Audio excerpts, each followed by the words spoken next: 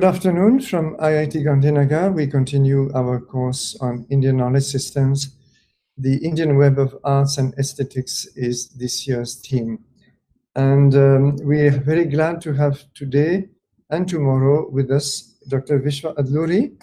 He is based in the US, which means that he had to pre-record his talks, and therefore we will not have questions and answers following them immediately, but on another day, which we will announce later. Please enter your questions in the comments in the meantime.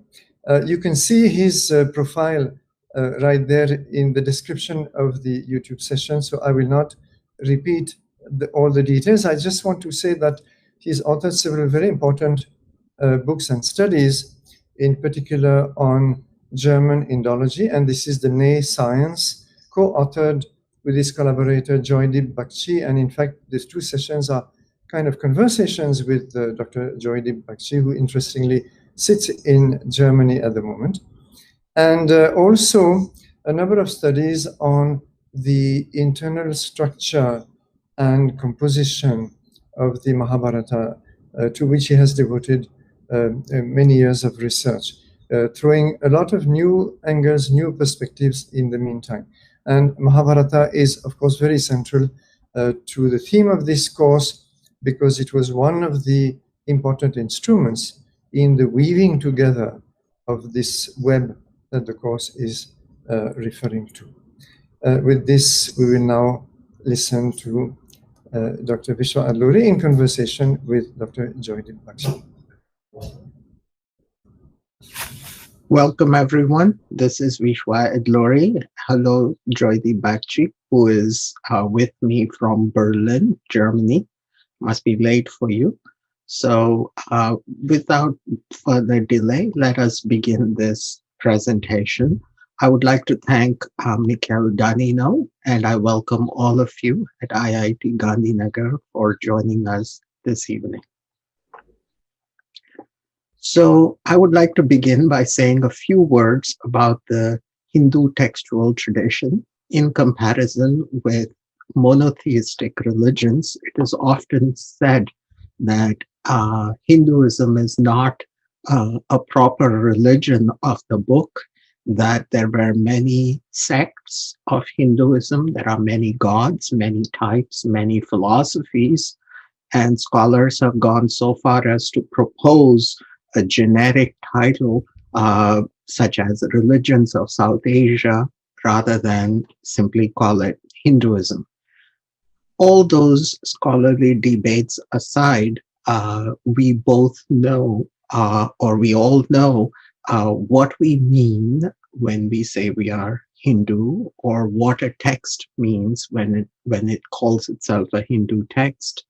And so we will just accept the textual tradition and the community's reception of the textual tradition as authoritative. What is this textual tradition? Hinduism consists of an early portion or a revelation, which is called the Veda. The Veda is revealed as follows. To rishis or sages who are deeply in meditation, the Vedic mantras, which are eternal, reveal themselves. This is the view. After the Vedic period, sage Vyasa or Rishi Krishna Dvaipayana Vyasa, who's supposed to be, or whom the Mahabharata calls the author of the epic, divided the Veda into four and set about writing the fifth Veda. In the Mahabharata, it is also said that Vyasa composed the Mahabharata after deeply meditating and composing it in his mind on the slopes of Mount Mandara. And the first time it was revealed to public rather than taught privately to students was at Janamejaya's Sarpasatra. The text, which is the Mahabharata, is coeval with the Veda. It does not contradict the Veda. It is aware of the Upanishads, and it takes the Upanishadic upasana portion, and the revelation develops in the form of the revelation of Saguna Brahman in the form of Narayana, who is Brahman in the epic. The epic is also aware of the avatara of Saguna Brahman, Narayana, in the form of Krishna. The same Dvaipayana, or the same name Dvaipayana, is attached to the 18 Mahapuranas, which are said to have been written by him. So we have this Hinduism, which of course it accepts Brahman in the Nirguna form, but also worships it in the form of Saguna Brahman. This would not be possible without the Mahabharata, which is, as one scholar, Biardo, called it, the principal monument to bhakti.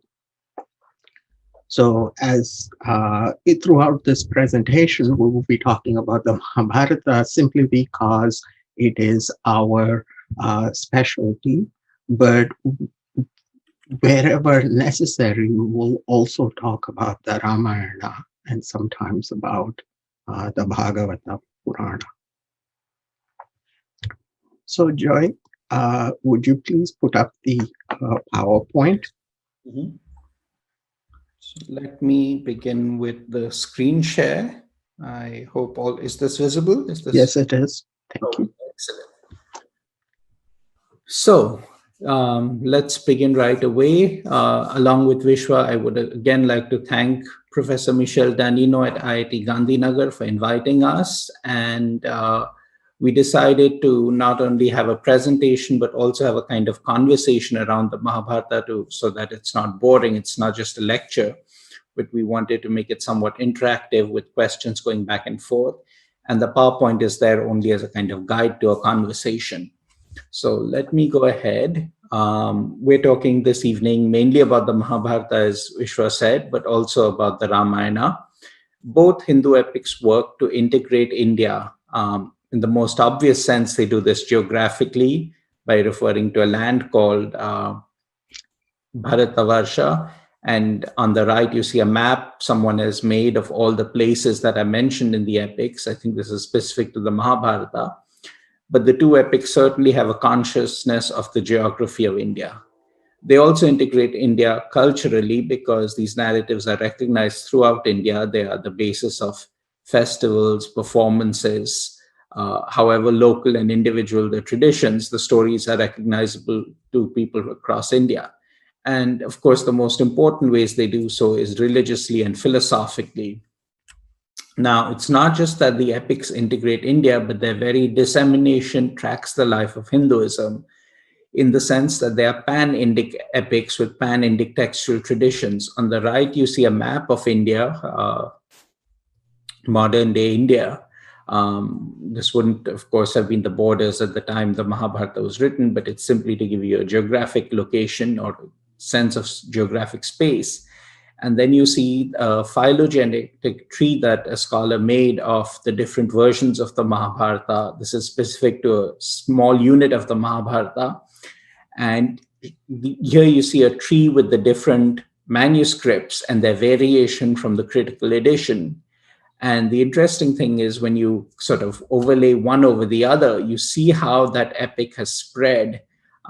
Obviously, this is an unrooted tree, so it's not exactly accurate. The Kashmiri manuscripts are located towards Bengal, but because it's an unrooted tree, you could rotate it anyway. Devanagari is mainly on the north. Bengali is between some of the D manuscripts. You can see them around the region of Uttarakhand.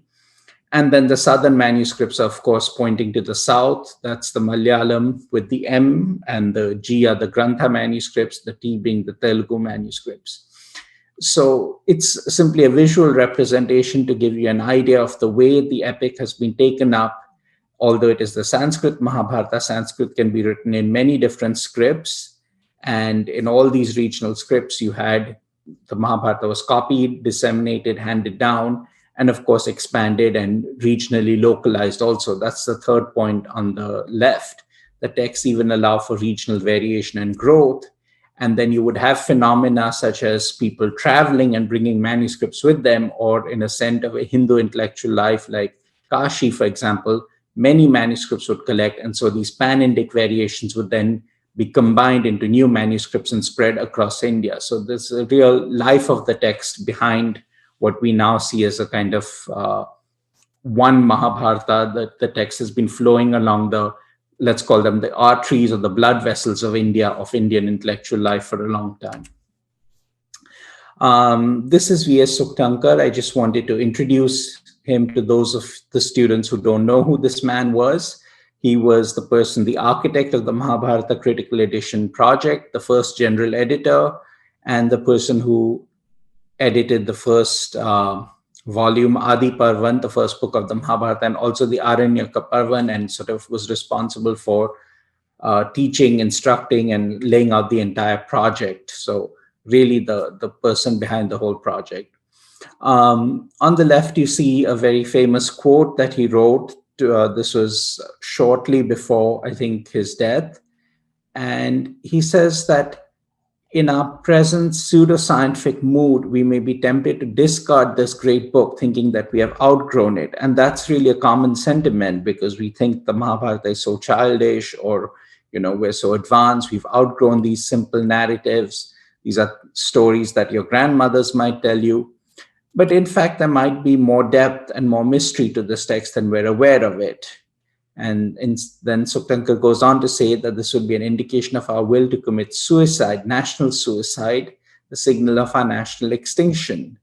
And that's something I want to ask Professor Adluri's opinion. In what sense would not reading the Mahabharata be an act of suicide? So that's something I would like to open up this evening for discussion. And finally, he says, we must therefore grasp this great book with both hands and face it squarely. Then we shall recognize that it is our past which has prolonged itself into the present. And that's a really fascinating thought. It is not an ancient text in the sense of something that has passed and over and done with. It is a past that is speaking to the present, that has prolonged itself into the present. So maybe even if we feel we have outgrown this text, we continue to inhabit or live in the world of the Mahabharata. And I hope Professor Adluri will say more about that. Now, what is the message of the Mahabharata? That can be summed up quite easily, because sage Vyasa at the end of the Mahabharata himself enters on the stage, enters into his own narration and says, with uplifted arms, I cry aloud, but no one listens to me. There is artha and kama, but in accordance with dharma. Then why is it that is dharma not resorted to? So the message of the Mahabharata is throughout the centrality of dharma, the importance of pursuing dharma. And I remember Professor Adluri told me the story. One day his guru said to him, what is the most important concept in Hinduism? And Vishwa said, moksha, because of course we all want moksha. And his teacher smiled at him and said, no, it's dharma. Because when you have dharma, moksha itself will come. So let us never forget that Hinduism is based, the core, the essence of Hinduism is dharma. Let me pause there, because the next few slides concern Western misconceptions, and ask Professor Adluri to sort of speak a little about the Mahabharata as a dharma narrative. Yeah. Dharma is a powerful ethical concept in Hinduism and in other religions such as Buddhism. It is remarkable because it allows you to understand the whole of the universe, not just as a material thing, just going according to material laws, but also according to ethical laws. So dharma is, of course, the natural order. It is the dharma of the sun to shine. It is the dharma of the cow to give milk. And you could extend it and say it's the dharma of electrons to be negatively charged and protons to be positively charged. But it is this ethical conception of dharma that we are connected with the universe and the meaning of the universe and the meaning of a human life in this universe are held together by this concept of dharma. The word dharma originally was signified by the Vedic terms ritam and satyam. They get fused in the Mahabharata, and in the Mahabharata, dharma appears to be the concretized notion of ethical revelation. It is very, very, very, very important because the concepts in the West of what the good life is, what the future of humanity is, are all driven by a goal, which is a perfect society. And it's not just about the ends, but also the means. How do we get to this end? Even if there is such an end for society or this universe, the answer is we have to do it ethically. And the Western conception of history having a future, which is a perfect society, is not tied together with individual responsibility and ethics. That's where Hindu Dharma is very important, not just for Hindus, but for the whole world. One does not have to be Hindu to accept that materialism rather than Dharma to accept that Dharma is a more ethical and sustainable model for human life here and for moksha rather than abject materialism. That's my answer.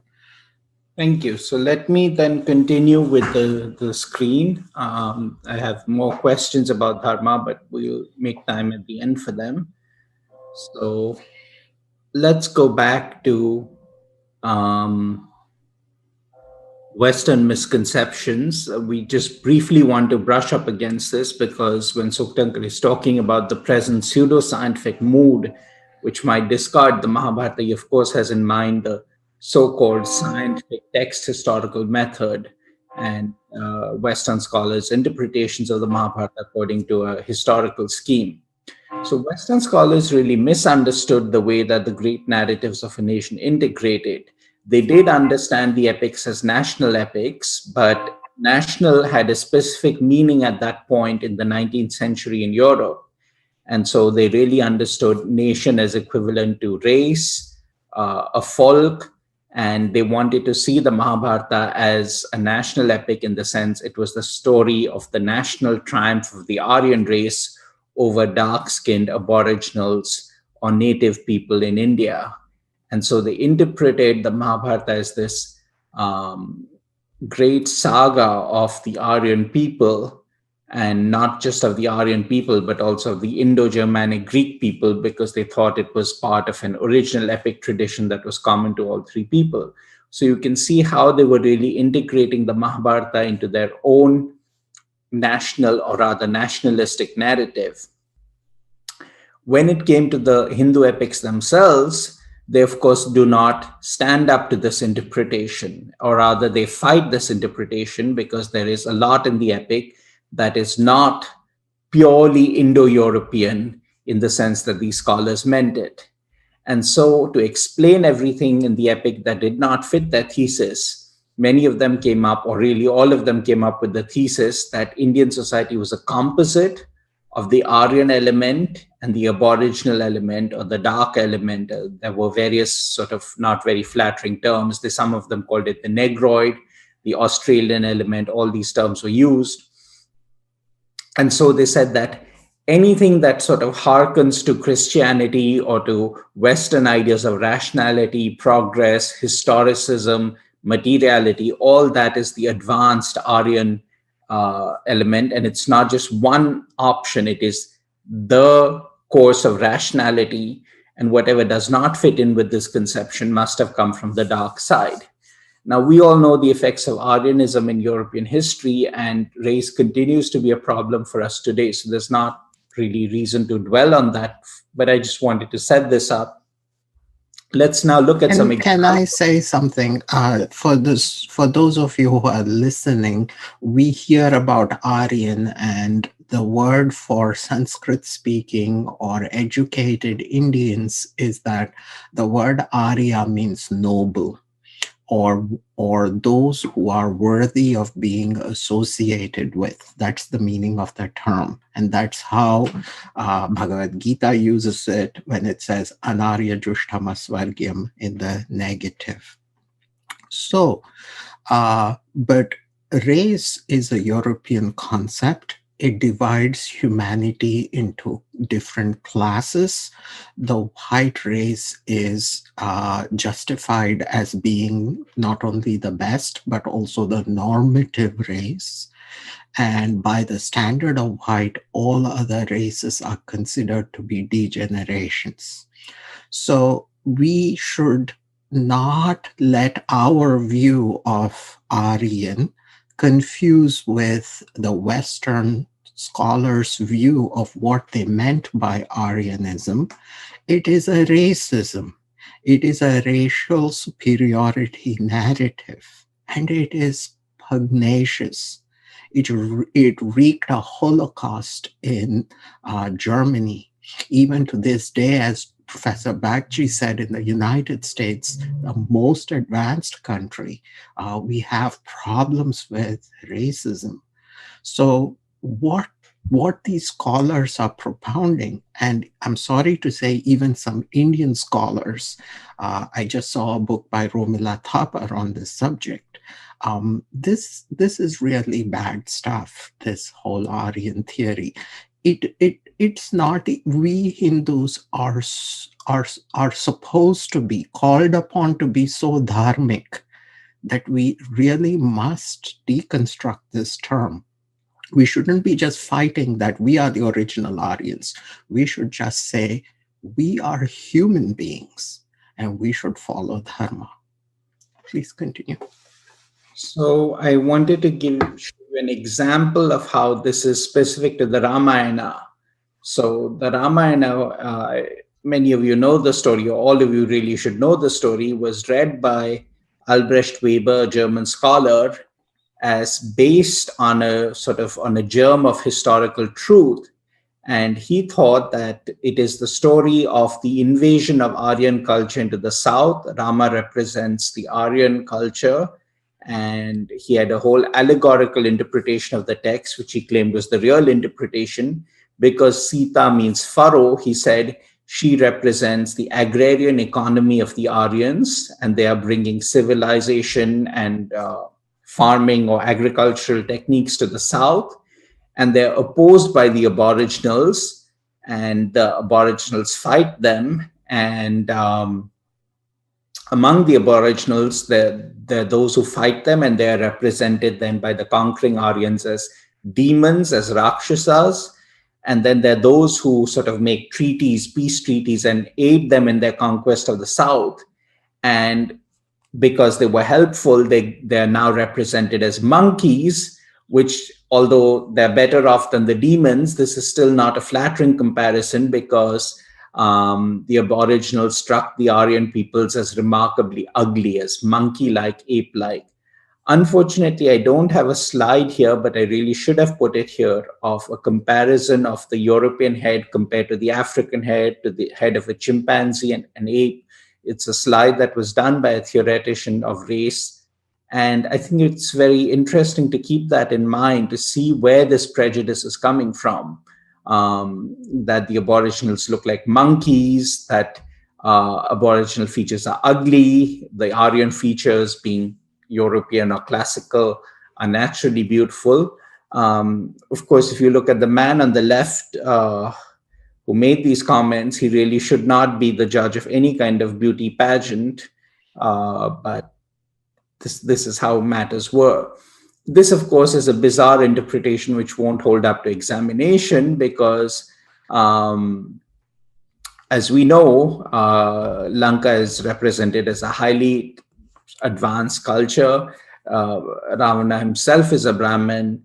There all these details that simply do not work out. So there is already, quote unquote, Aryan culture, a highly civilized culture in the south before Rama arrives, and he does not establish a colony. He does not set up rule in the south. He simply departs. And if you continue with the allegorical interpretation that Weber is giving, he actually takes Sita back. So that, I mean, if you stay within his framework, that would mean they took away the agricultural technology or whatever. So it's not a very well thought out thesis, but I wanted to give you sort of an example of Western misconception. This had real consequences, right? I mean, even in India, with the Dravidian movement and so on, it influenced the whole concept that Vanaras are Dravidians. This came up, right? Yes, and to my knowledge, this is the first place we see it. I do not know of an earlier source. Maybe in a sort of British missionary work or something, there might be something earlier. But this is fairly early. This is sort of 1850 or so, and I've not found an earlier source. I already discussed this slide, so I won't get into it, but I want to show you a more interesting example, an actual quote by Hermann Oldenburg. And he says, "The gods of Hinduism are the misshapen, wild, cruel, lascivious Hindu gods, at their head Shiva and Vishnu. A transformation that affects the innermost core of the people's soul. Mixing with the dark-skinned aboriginals changes the invaders, turns the Aryans into Hindus." So this is the thesis of racial miscegenation and decline that I told you was structuring Western interpretations of Hindu texts. So if you want an example of how this principle is then applied to the Mahabharata, all parts of the Mahabharata where there is worship of Shiva are considered late. They're in fact considered the latest part because Shiva is the most degenerate, of course, from a Western perspective, the most degenerate god there is.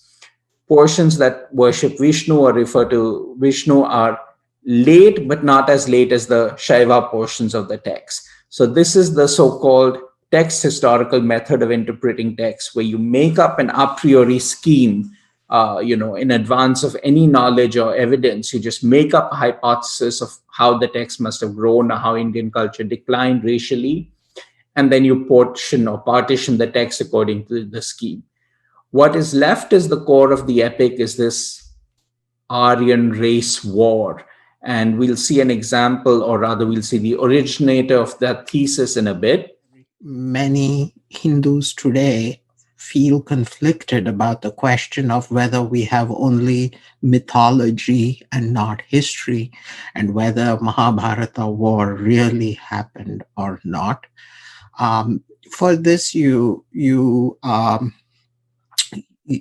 every Purana, every Itihasa is aware of itself as not being historical in the material sense, but it is there. History is there in order to teach us about Dharma. All right. And even history, even in the Western sense, it depends on who's writing the history. History itself is a narrative where certain times you have a grand narrative about white supremacy, and then again we have feminist readings and non-European readings and so on. So these terms have become complicated. Let us just hold on to Dharma and hold on to Itihasa and see where that takes us. Should I continue? Yes, please. So let's go back to our slideshow, and we come now to Christian Lassen. He is the founder of Modern Mahabharata Studies or Western Mahabharata Scholarship. And he is really responsible. He's the originator of this theory that the Mahabharata is at its core forgotten and disguised. It is a historical conflict that was fought between the invading white Aryans and dark-skinned aboriginals. How does he get this thesis? He bases it on the meaning of two names, Pandu meaning white and Krishna meaning black. And he says this is somehow a veiled reference to the two races that fought each other in Indian antiquity. And of course, everyone who knows the Mahabharata will say, well, wait a minute, Pandu and Krishna never fought each other. And if the Pandavas fought, then they were on the same side as Krishna. Well, once you have a racial theory like that, you can always sort of play with the evidence, and he comes up with a complicated theory of how this happened, and some others have proposed an inversion and so on. But the main point for us is that there is an attribution A, that the only standards for meaning, for logic, for knowledge is what Christian Larsen in his very narrow brain had. And anything that does not conform to that must be science that other people have forgotten or misunderstood their own texts, their own scriptures.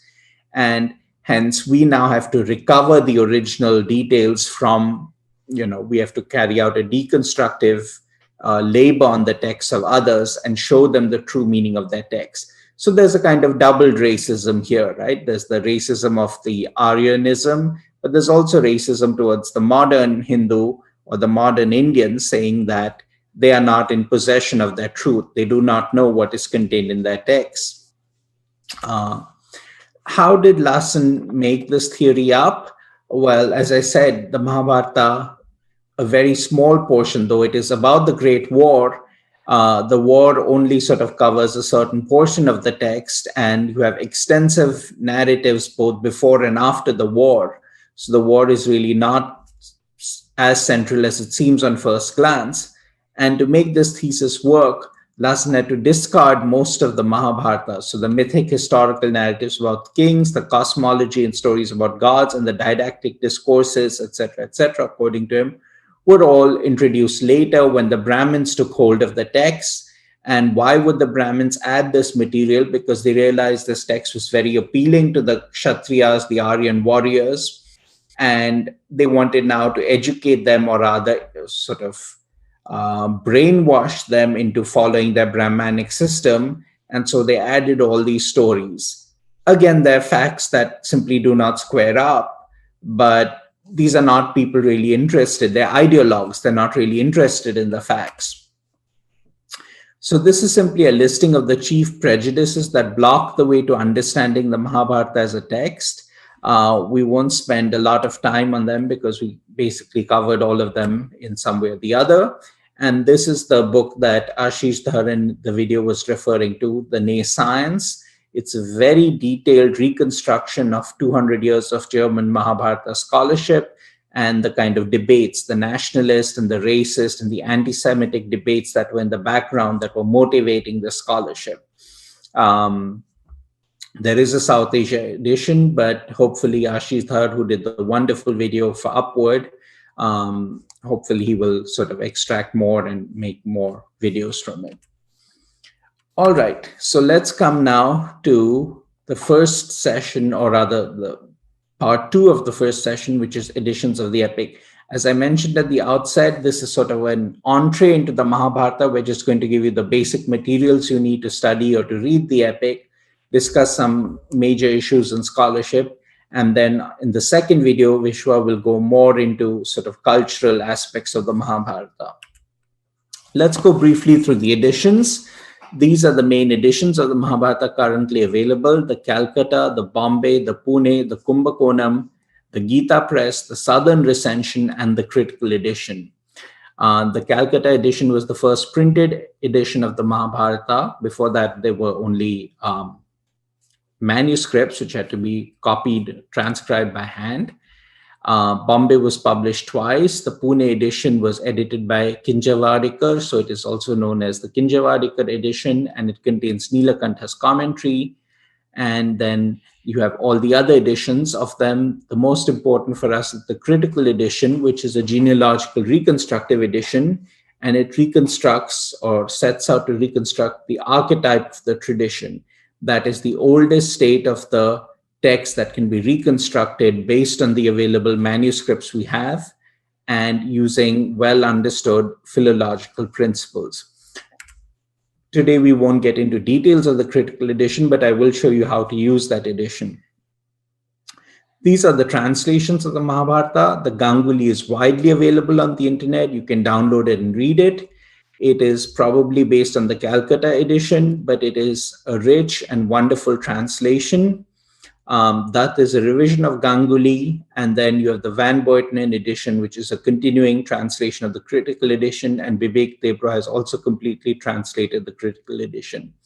So really, there's no shortage of English translations of the Mahabharata at the present moment, and you can really use any and all of them with confidence, because the basic meaning of the story is something that is available through any edition. Now, as scholars, we mostly rely on the Mahabharata critical edition, which was completed by 1972. As I mentioned, Suktankar was the first general editor, but there were also three after him: Belwalkar, P.L. Vaidya, and I am blanking on the name of the fourth.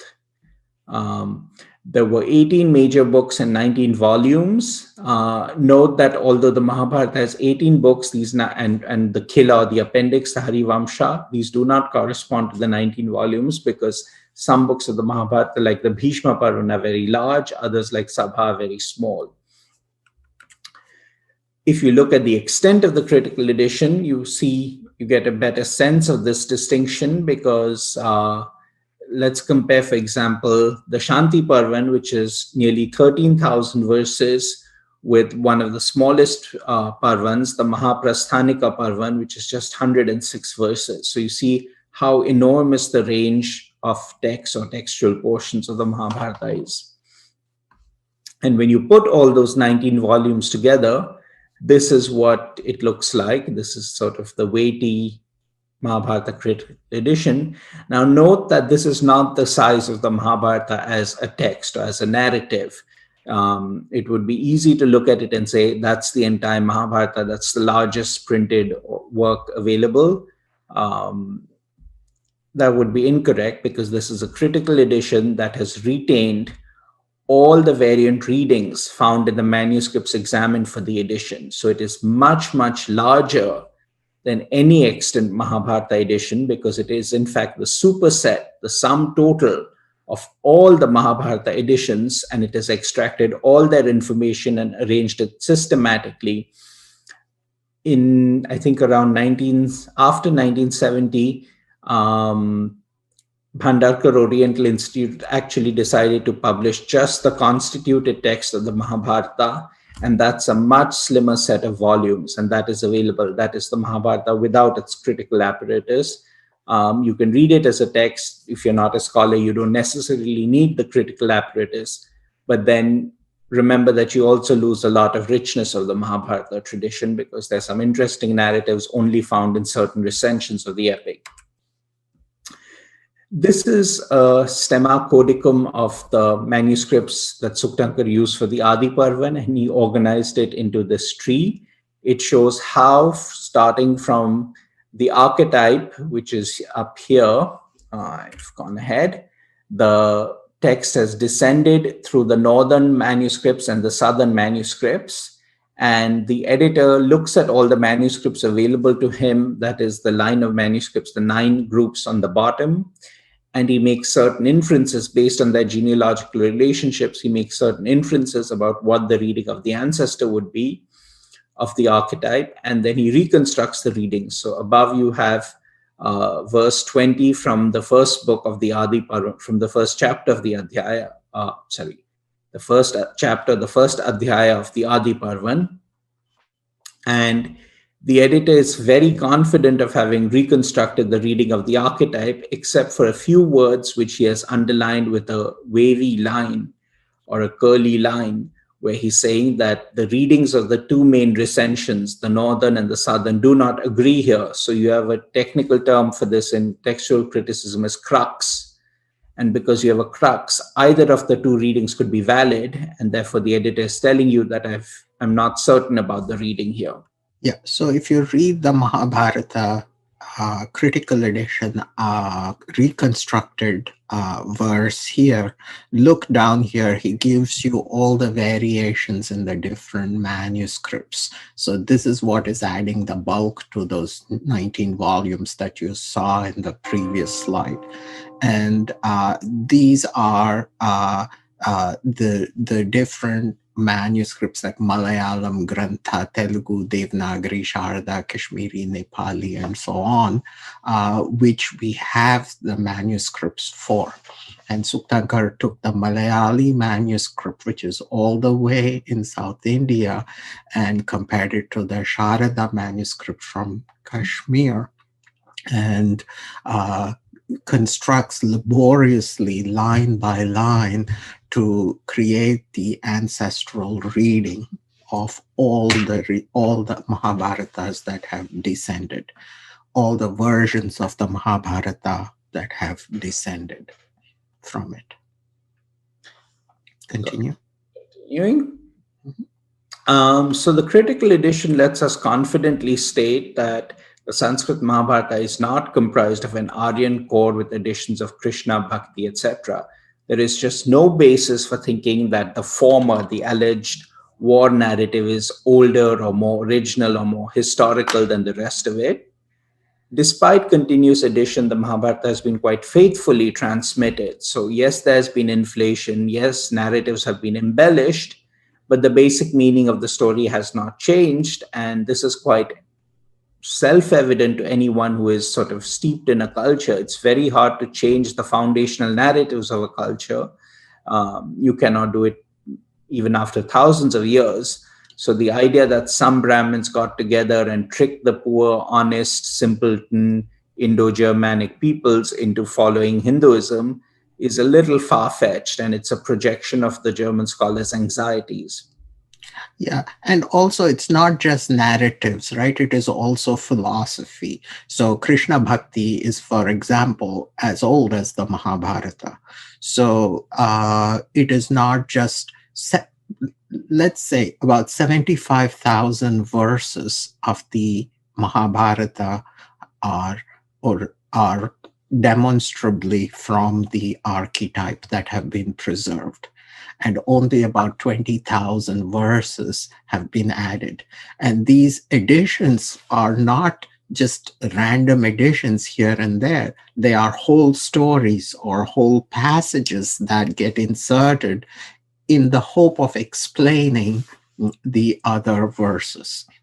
So considering that the Mahabharata was hand copied for nearly 2,000 years, it's been preserved remarkably well.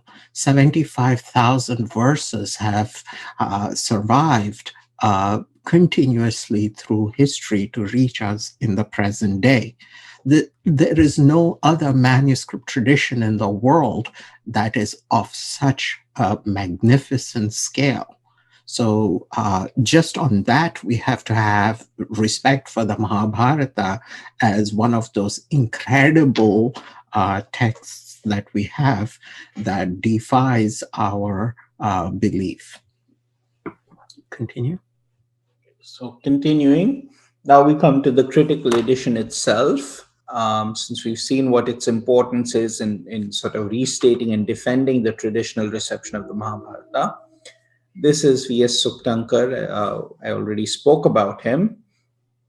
So let's look at the problem of expansion and variation, which is what the critical edition tries to address. As Vishwa said, for about 2 millennia, the Mahabharata has been hand copied. This was until modern methods of reproduction like the Xerox machine and the printing press and so on. There was only one way to do it, was to copy a text. So on the left, you see a scribe copying onto a palm leaf. The people who did this work were called scribes. This is sort of another image of the same person. No, actually, I think it's a different image because he's dressed differently. But even the most careful scribe inevitably would make mistakes in the text, and the text would slowly change from what the author had originally written. If you imagine over 2 millennia, the mistakes or the misunderstandings or the replacement of a word by another one, these start adding up. The text starts to diverge from what the author wrote. And this is even before we allow for conscious changes and expansions. So over time, especially a popular story like the Mahabharata gets embellished and enriched and added to. As I said, this would not change the basic meaning of the story, because if that's what you want to do, you simply would write a new story. There's a difference between changing a story or composing a new story and glossing or adding to an existing story. This system of variation actually turns out to be very useful when you want to go back to the original, because when the scribe copies a text, he introduces some unique errors. And when For example, some manuscripts call the sutta Loma Harshana, and others call him Roma Harshana. So all the manuscripts that say Loma Harshana are descended from a midway ancestor who either changed the la to a ra or a ra to a la. So it is those kinds of errors that Professor Bagchi is talking about. So those errors would then be transmitted again. And in this way, families of manuscripts would be formed. So each family would share certain errors because they had a common ancestor that made that error. But other families which were copied from another version of the text would not have that error. They would have their own different errors. And in this way, you would get families. And the interesting thing about this process is that it continues sort of ad infinitum. If the copies are themselves copied, they generate subfamilies of their own. So here I've laid out for you the entire process, obviously in very simplified form, of manuscript transmission. Now, I'd like to jump in here and say, when we say errors, do not think of it in terms of doctrinal, philosophical errors. We are only talking about errors in a word like Loma Harshana or Roma Harshana, or the replacement of a pada with one portion of a verse with another, which makes it easier. So the error here, for example, in the translation by Bibek Debroy spells Draupadi with Droupadi. That is because he's Bengali. And it's not an error. He's perfectly right to translate it the way he did.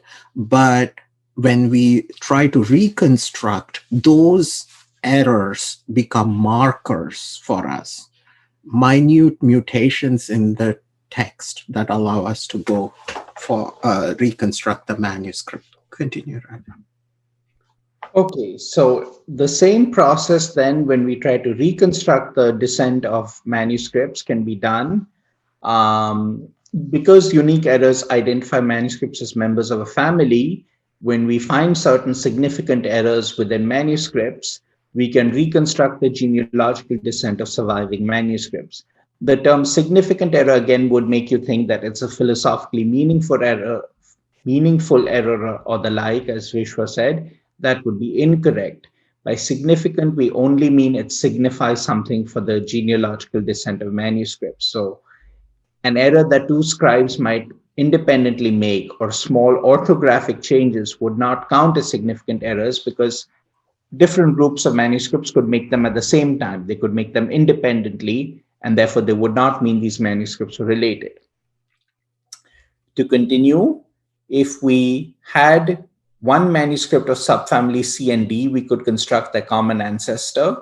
We could not reconstruct the intermediate nodes because we would not even know they existed, nor could we reconstruct the common ancestor families A and B, since family A has been decimated. So there are obviously limits to this process, but because C and D, barring the errors of transcription and additions, are still copies of the original, we are justified in assuming the author's text descended to them. That is, the spirit of the author is present in each copy without ever being realized fully in anyone, not even in the original itself. Without evidence to the contrary, it would simply be unparsimonious to think otherwise. And this is the key, the critical failure of German scholarship, blinded by their ideology, blinded by their racial thinking, their hatred for the Brahmanic tradition. They came up with this inflated, recondite, utterly superfluous theory, extremely complicated, complex theory to explain why the text that the Hindus had always seen as Vyasa's Dharma Shastra was not what it was. And there is a principle in philosophy called Occam's razor, which states that the simplest explanation is the most plausible, and their interpretations all ran afoul of Occam's razor. The most important thing from our perspective, if all of this was very technical for you, now we come to the part that you just need to remember and hold on to. The critical edition not only provides an overview of the pan-Indic Mahabharata tradition, the superset of Mahabharatas and a text of texts, it also gives you the closest access to the thought entire of the seer Krishna Dvaipayana Vyasa. In other words, you can read the text confident that what you have before you is the text as it was read for centuries, as it has been interpreted and loved by many Indians, and you do not need to have recourse to the pseudo-historical, pseudo-scientific theories of people who want to simply derange and befoul the text. That is actually a quote from Nietzsche. We cite him in our article Paradigm Lost, which you can download from academia.edu. And the German Indologists have behaved like marauding soldiers. They're the worst readers. They've torn apart the text, mutilated them, damaged them, laid waste to the textual tradition, and made off with a few gems or treasures that were useful to them. And on the basis of what they have taken and sort of made off with, they have earned their petty little livings. The more important point for us here is that we can now read the text free of the ballast of historicism and the Indologist pseudo-critical approaches. Let's come to the big issue of history, because all of you have been wondering probably, isn't there history of the epic? Can we not still look at the epic in a historical sense? We already showed you the video by Ashish Dhar where he was talking about an Indian sense of history, or history as itihasa. And Vishwa said in this presentation, we would look at the Bhagavata Purana. So I'm going to let him speak on this slide. Sri Shukha said, this is Bhagavata Purana, 12th Skanda, chapter 3, shlokas 14 and 15. O great king, I have narrated to you the stories of many who lived to make their names famous in their lifetime and then to pass away and become a memory or a mere name soon after. These narratives are only the literary device I have used with a view to instill into you the importance of renunciation and realization, vairagya and moksha. They have no ultimate significance in themselves or are not to be taken as literal facts. So by the time of Bhagavata Purana, Indians already anticipated the Western obsession with history and are warning against it. The great king here is Maharaja Parikshit, who is listening to the Bhagavata Purana from the mouth of Shuka. Shuka is the son of Vyasa. Verse 15. Those who aspire to have a pure and undiluted devotion to Krishna should constantly hear about the sin-destroying acts and excellences of Krishna sung or chanted or discoursed upon by great devotees. Let them hear that alone, ever and anon. The whole point of Mahabharata is not about Yayati. It is not about Nahusha. It is about Krishna. It is not even about Dhritarashtra or King Pandu. It is about Arjuna and how Arjuna and the Pandavas stand on the side of Dharma, and on the side of Dharma, Krishna is always there. So is that the last slide? I think that's the last slide. Okay, so we have, I just want you to see that Hinduism is not just about bhakti, which is the greatest thing actually, It's not just about culture, which is very deep. It is not just about art, going from temples all the way to drama, poetry, and so on.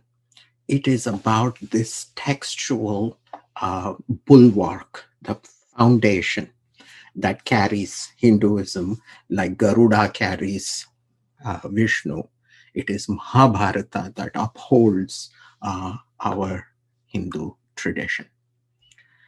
So before we end for today, I want to actually ask you let's spend 5 minutes on questions. We've spoken a lot about the Mahabharata today, but you promised to also say a few things about the Ramayana.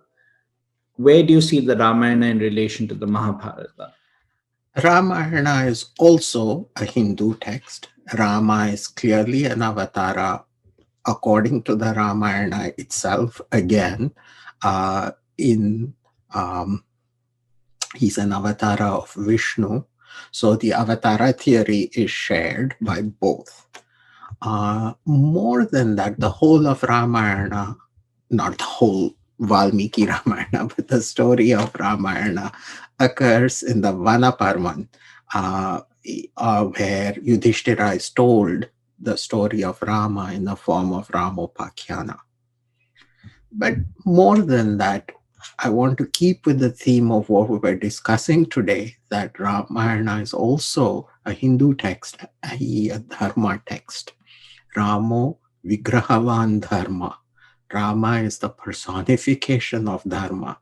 And his story offers a different kind of personal commitment to Dharma, which is that, it's no great thing to sacrifice everything for one's wife, but to sacrifice the wife herself to Dharma.